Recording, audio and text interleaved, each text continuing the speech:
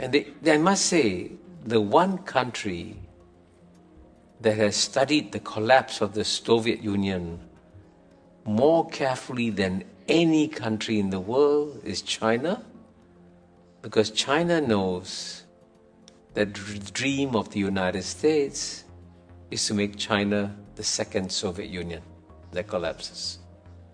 So how does China prevent a collapse? First point, the Soviet Union didn't collapse because of external pressures. It collapsed because of internal weaknesses. And so China realizes, to make sure I survive, I must have a very strong, dynamic economy and a strong, dynamic society.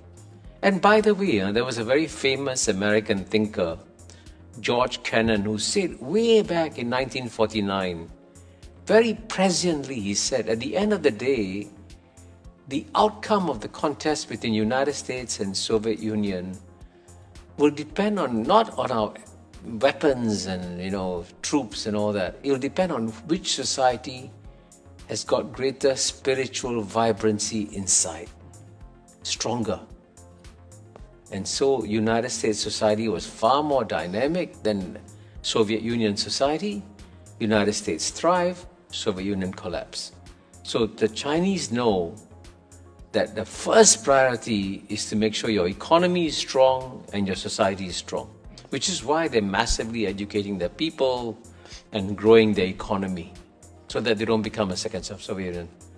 The second thing the Chinese learned from the collapse of the Soviet Union was that the United States succeeded because it managed to get a lot of the neighbors of the Soviet Union to join the containment policy everywhere. Western Europe, Japan, South Korea, right? Both ends of the Soviet Union. So what did the Chinese do? The Chinese launched a preemptive strike against a containment policy by making sure that its neighbors depended on the Chinese economy. I'll give you a simple example. Singapore is part of Southeast Asia, and we are part of an organization called ASEAN. And ASEAN started as a pro-American organization, okay?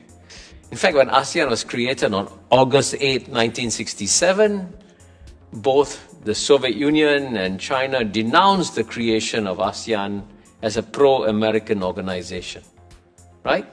And it's true, ASEAN was pro-American, pro-Western.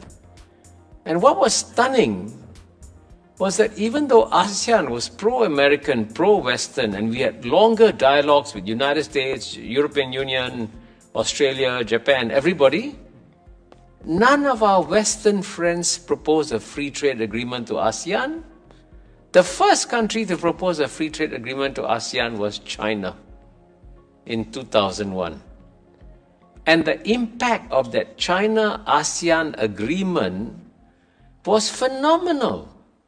Because in the year 2000, and that's when China proposed the free trade agreement, ASEAN's trade with the United States was $135 billion, and our trade with China was only $40 billion. So US trade was, more than 3.5 times what China's trade with ASEAN was.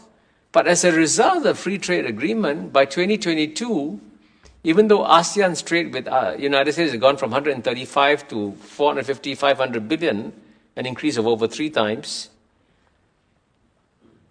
China's trade with ASEAN went from $40 billion to $975 billion, almost $1 trillion. The world's largest trading relationship in 2022. So that was then there's no way ASEAN can join a containment policy against its largest trading partner, right? It's crazy.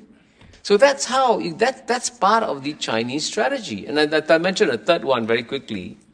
You take the Belt and Road Initiative that China has launched, building infrastructure in all corners of the world. What does that mean? Every country in the world says, oh, this infrastructure is good. I need Chinese fast trains, I need Chinese highways. And then would you join a containment policy? You won't. So that it shows you that they have systematically worked out a grand strategy. But at the same time, I can tell you that the Chinese also have a lot of respect for the United States. They understand that United States as a power is a remarkable power. And so their challenge is, even with all this strategy, they cannot underestimate what the United States can eventually do.